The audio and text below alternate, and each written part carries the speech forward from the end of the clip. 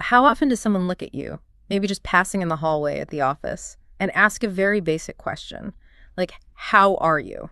Right, or while you're waiting for your morning coffee or something. Yeah, exactly. And how often do you immediately, almost without even taking a breath, just reply, I'm fine. Oh, all the time, even when your mind is completely racing. Right. Even when you're carrying an impossible amount of stress or you're just deeply, deeply exhausted, you just say, I'm fine. Well, it operates entirely as a reflex, Yeah. rather than an actual response. Yeah. We've been conditioned to treat that question as a social pleasantry instead of a genuine inquiry. So we just offer the most frictionless answer available. And today, we are going to figure out how to break that reflex. Welcome to the deep dive, by the way. Glad to be here. So for this deep dive, we're exploring a really fascinating case study of an English learner named Liam. It's a great story. It really is. His story comes from a source text called The Language of the Heart, Expressing Emotions in English. And specifically, we're looking at a narrative section titled, Talk About Your Feelings. Right. And while Liam is navigating a new language, his struggle to find the words for his emotions actually reveals a tremendous amount about why all of us hide behind simple phrases. Yeah, it's so true. Our mission today is to unpack why expressing our internal state feels so dangerous and how stripping our communication down to its absolute simplest form can actually create the kind of deep connection we're usually avoiding. I love the framing of this source material. Because it uses the mechanics of learning a second language to expose a psychological barrier that exists in our first language. Right, like the struggle is universal. Exactly. The struggle to be vulnerable and the fear of being misunderstood, those are universal experiences. You really don't need to be studying a foreign language to feel entirely tongue-tied when it comes to explaining your own heart. Absolutely. So let's look at the baseline of Liam's situation first, because anyone who has ever tried to acquire a new skill will recognize this dynamic immediately. Definitely. Liam is actually doing incredibly well with his English studies. He's disciplined, he studies regularly, and he practices his listening skills every single day. He's putting in the work. He really is. And because of that consistent effort, he has built a really solid foundation. Like, he can easily talk about his daily routines. Right. He navigates conversations about his work, what he likes to eat for dinner, his hobbies, all without breaking a sweat. He has the concrete world completely locked down. Well, concrete vocabulary is safe because it is entirely predictable. Yeah, that makes sense. A desk is a desk. Yeah. Right? A routine is a routine. When Liam describes his hobbies or his dinner, he is dealing in objective facts. So there's less risk. Exactly. The rules of grammar apply perfectly to objective facts, which gives a learner a profound sense of control. But, and this is the kicker, the second he has to talk about his feelings, that control just vanishes. He hits a massive wall. It's a total roadblock. Even when Liam is feeling genuinely stressed or nervous or tired or worried, his default response to, how are you feeling, is always that classic impenetrable shield. I'm fine. I'm fine every single time. Which essentially traps him inside whatever negative emotion he happens to be experiencing. Wow, yeah. He is surrounded by people, yet completely isolated by his own refusal to name his reality. I was thinking about this dynamic, and it reminds me of someone learning the inner workings of an automobile engine. Okay, I like that. Like, Liam knows the exact mechanics. He can identify the pistons, the timing belt, the spark plugs, and that represents his vocabulary for his routines, his job, his meals. Right, the concrete stuff. Exactly. He can stand in a quiet garage and name every single part perfectly, but knowing how an engine works in a garage gives you absolutely no preparation for actually driving that car out into unpredictable, chaotic rush hour traffic. Yeah, that is such a good analogy. Because emotions are the traffic. You might have the technical skills to build the sentence, but you completely lack the navigational instinct to survive the messiness of a real human interaction. And the unpredictability of the traffic is exactly what generates the terror. Right. When you are in a quiet garage or studying in a textbook, nobody is reacting to you.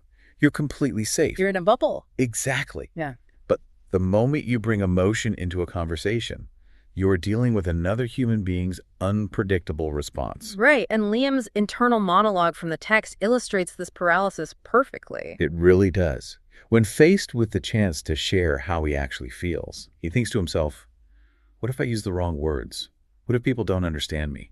The fear of imperfection is completely overriding his need for connection. And that fear of imperfection, it goes far beyond language learners. Oh, for sure. Hiding our feelings is rarely about a fierce desire for privacy, More often than not, it is a fear-based mechanism tied to the pressure of getting it exactly right. Because Liam is terrified of the friction that comes with being misunderstood. Exactly. Yeah. He operates under this false assumption that if he cannot articulate his internal emotional state with absolute perfection, He just shouldn't articulate it at all. right, he chooses the safety and isolation of "I'm fine" over the messy vulnerability of admitting he is struggling without having the perfect vocabulary to explain why. I mean, think about how that applies to your own life, you know? Consider the times you have stayed silent or just defaulted to "I'm fine" simply because you felt the fatigue of trying to make someone else understand the exact nuance of your stress. It's exhausting just thinking about it. It is. It is an incredibly heavy burden to carry around, constantly curating your outward appearance to avoid the friction of a real conversation. Yeah.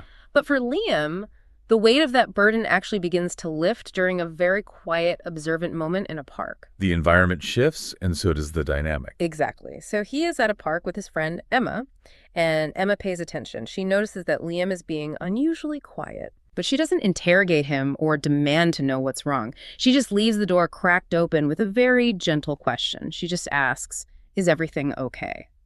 A question phrased that way is masterful. It really is. It is an invitation rather than a demand. It gives the other person the autonomy to either accept the invitation and step through the door or politely decline and keep their shield up without feeling attacked. And Liam decides to step through the door.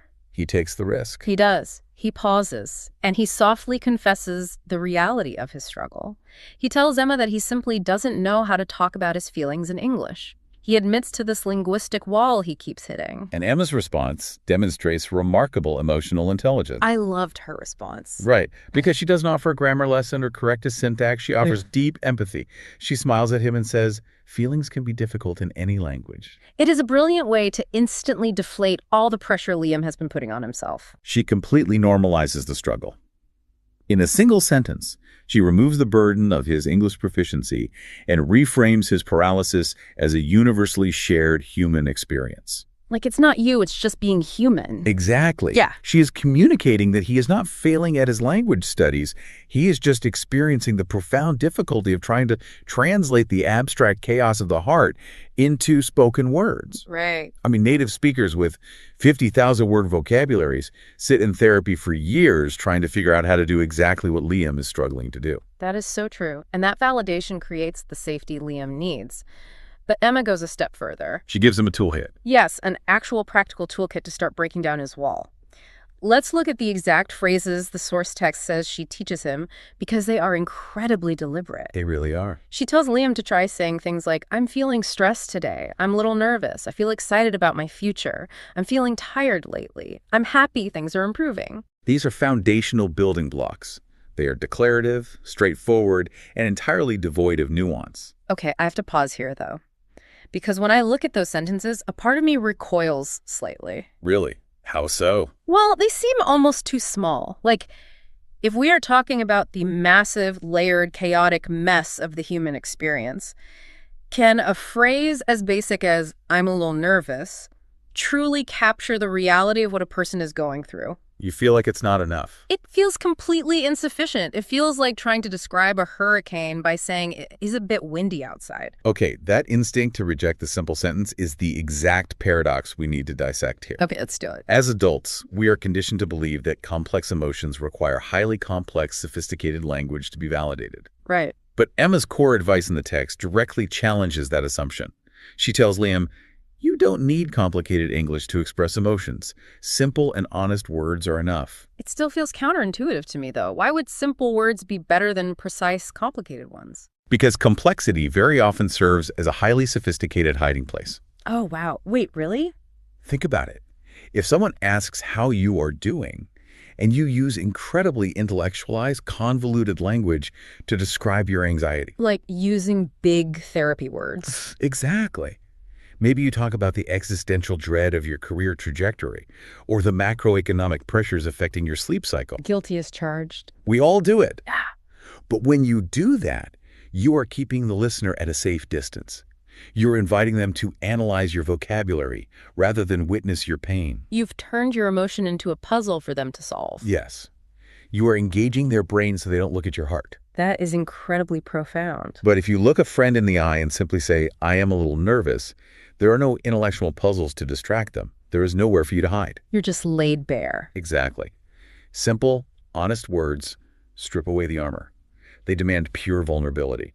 The raw human truth is delivered directly to the other person, forcing them to see you as you are, not as an intellectual sparring partner. So by trying to find the perfect, complicated English words, Liam was actually building a fortress around himself. He was protecting himself. Yeah, and Emma handing him these incredibly simple sentences is like handing him the key to walk out the front door. Simplicity forces us to be seen.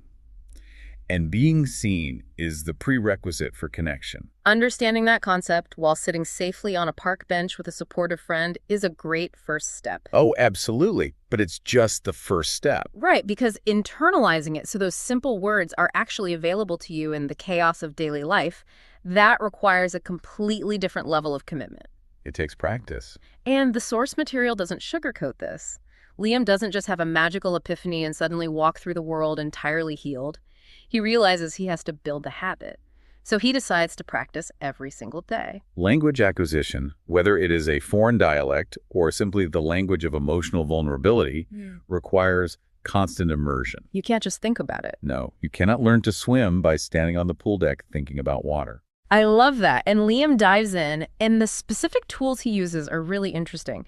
He actually abandons the standard textbooks full of rigid grammar rules. Which is a smart move. The text outlines his reading list at home. He picks up short stories in English for beginners, teach yourself, and later he moves on to a book called Learn English Through Stories, 16 stories to improve your English grammar and English vocabulary. The medium he chooses is the key to his eventual success here. Because it's stories. Yes. He abandons rote memorization and flashcards.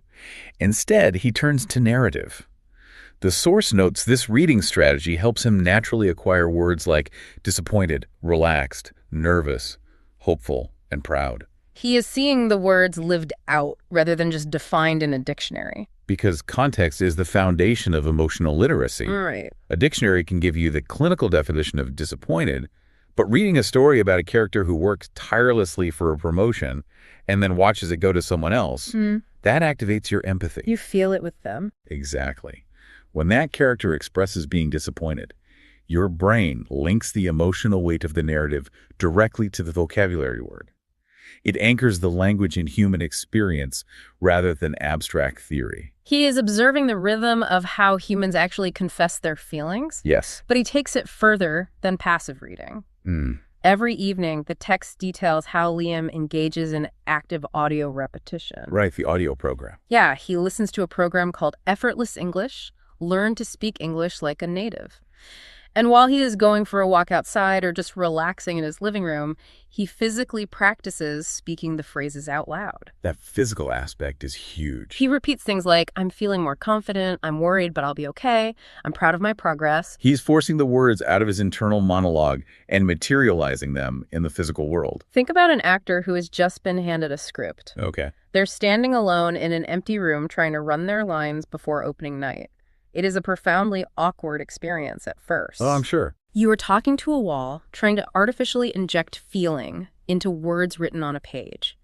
And the source material points out that Liam experiences this exact friction. Because it doesn't feel natural yet. Initially, the practice feels highly mechanical and uncomfortable. He pauses too much. He struggles to find any sort of natural flow. The physiological reality of his body hasn't synced up with the mechanical action of his jaw and vocal cords. But the actor keeps running the lines until the script disappears and the feeling takes over. Right. And Liam relies on that same repetition to build muscle memory.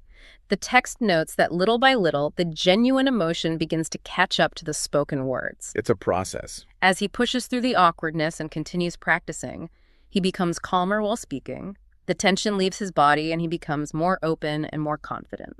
He is engaging in a brilliant psychological desensitization strategy. Desensitization? How so? Well, by standing in an empty room and saying, I am worried 50 times out loud, he strips the phrase of its intimidating power. Oh, wow. Yeah. He trains his nervous system to realize that saying those words does not result in a catastrophic failure.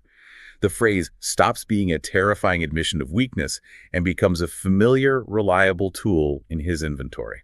He is taking the car out for a test drive in an empty parking lot before he tries to merge onto the highway. Exactly. He is proving to himself that the engine works, the brakes work, and he has control of the wheel. And that controlled environment prepares him for the inevitable moment when the safety net vanishes and he has to perform in real time. Which brings us to the ultimate test. The real world. The real world.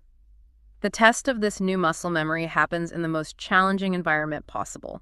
Liam's workplace. The office. The office is perhaps the one arena where the "I'm fine" mask is worn the tightest by almost everyone. Oh, absolutely. The stakes feel incredibly high, professional reputations are on the line, and vulnerability is usually the last thing on anyone's mind. It is the perfect crucible to see if his practice holds up under pressure. So the scene unfolds with a coworker casually asking him, "How are you feeling today?" The dreaded question.